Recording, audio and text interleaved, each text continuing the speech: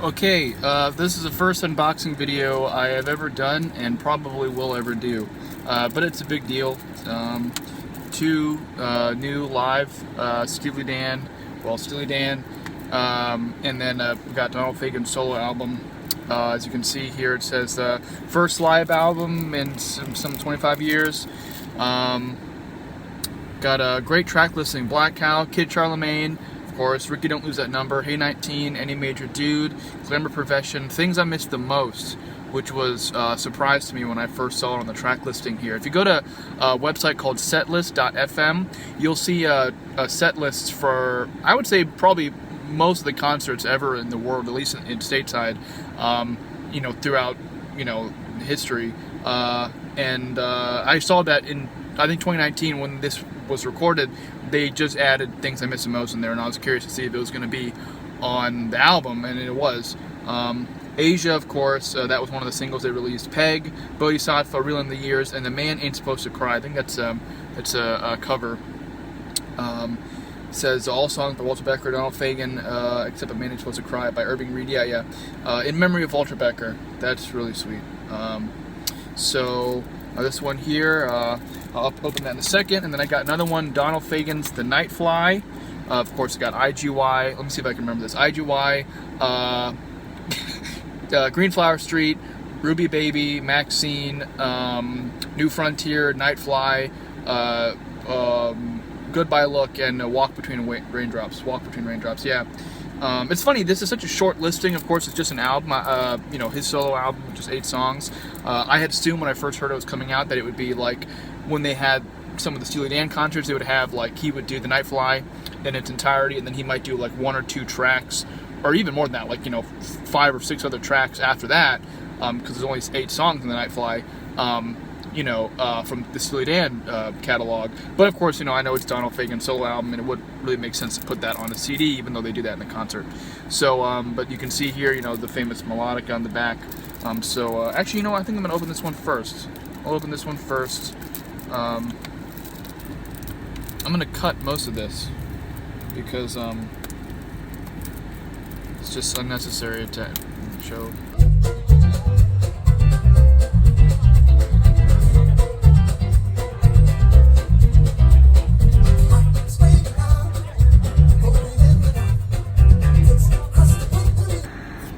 Okay, and we're back. So actually, I did open the I opened. It doesn't really matter. Let's say I opened this one first. So Nightfly is first. As you can see, it's got a nice little cover here. It has a little Nightfly on it. FBI piracy warning in the back. You should tell that to all the people that made the bootlegs. So great. Funny enough, it's got a the inside cover has, the disc here is a beautiful backdrop, and then it has like a vinyl running there, and they're going to have the vinyls next week, October 1st, so I have those pre-ordered as well. Nice CD. Look here, pretty clean, whatnot. See if there's any kind of like liner notes or something in here. I want to be very careful with these. Doesn't seem to be the booklet. Well, there is a booklet, but it's very small.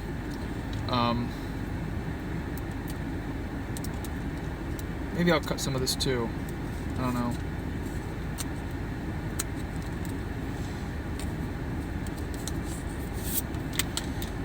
There's Nightfly booklet. It has that there. It talks about players, kind of touring crew, all the band members. Of course, they got Keith Carlock in there. They got Jim Pugh, Freddie Washington, Connor Kennedy. I don't know how long Connor Kennedy's been going with them. I know that they did Brooklyn Owes the Charmer under me. That was like the first, live performance in '74. I think Connor Kennedy sang that live, because David Palmer sang it in the studio version.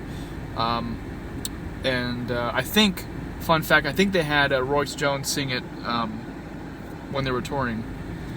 Michael Lenhart, Jim Pugh. Wow, most of these guys have been there with them for a while. Walt Weiskopf, of course, tenor sax. Keith Carlock, I think I said. John Harrington, great guitarist. Got the list of the touring crew. Special thanks to everyone. Wow, that's really beautiful. So I'll listen to that in a sec. Obviously, I can't play these songs. I mean, maybe I could, but I got the AC running, so I'm probably going to have to EQ some of that out of the video. And, you know, you can listen to them on your own. So the main reason I did want to get these, though, I know that they're on Spotify and stuff, you know, instead of just, besides just me helping out the band, I played, I collect a lot of CDs, actually. I got, you know, these two as well, because I didn't have the Katy Lied and the Royal Scam digital remasters for CD. I only have the other versions. So I got those recently. Well, I mean, just now when I got these. And I played in the car the other day. This might be kind of unfair for Spotify, but I compared Gaslighting Abbey on Spotify to Gaslighting Abbey on the CD for Two Against Nature, their 8th album, which I also got a CD of at a different place. And it was a lot bassier, it was a lot beefier. I mean, people, my dad and I have talked about this before, people say that vinyl and that kind of stuff, that has a warmer kind of quality to it, and I don't know if the same is, you know, for CDs versus Spotify or any kind of streaming platform. But immediately when I played Gaslighting Abbey, I could tell that it was fuller, it was beefier. So that's the main reason why I got these, and I didn't listen to it on Spotify. Nothing against Spotify. So first thing I see when I open up, it's got a nice picture of Donald there in the cover. It's funny, that picture I think is actually higher quality than the picture that they got for the cover. That's one thing people were complaining about in the Facebook group, is their cover photo. It's just kind of, it's nice, but you know, it looks like an audience member took it. Maybe that's the whole point. Maybe you're supposed to be part of the audience, you know. So Steely Dan, Northeast Corridor, Steely Dan Live. I was joking with another friend on Instagram that they're going to release a Northwest Corridor with other hits, because, you know, they got a bunch of stuff, like stuff from Katy Lied, like even Black Friday or Bad Sneakers that they had in their set list, they don't have on this album. Not a big deal, but, you know, they didn't have anything from Katy Lied in the Alive in America, the 1995 live album either, so I'm not going to take this out just yet. Let's see what the booklet has in it.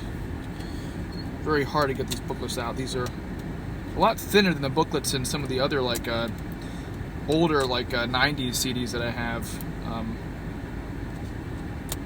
You guys don't care. You guys don't care. So here it is. I already kind of, like, nicked the edge right there. You can see it. The booklet here. Inside, it's got a nice close-up picture of, like, a mastering board. All the songs on it. Where it's live from, the crew, all the players. Wow. And in memory of Walter Becker. Wow.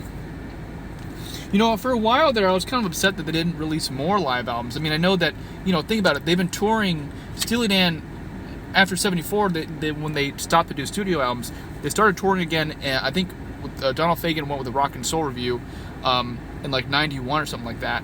91, 92. And then Walter joined. And then they toured from, get this, 93, 94, a little bit of 95. That's when Alive in America, the first live album, came out. They stopped for a couple of years to work on Two Against Nature. They toured in 2000. Didn't tour 2001, 2002, but they got the Grammys and they went to the Rock and Roll Hall of Fame. So they had small performances there.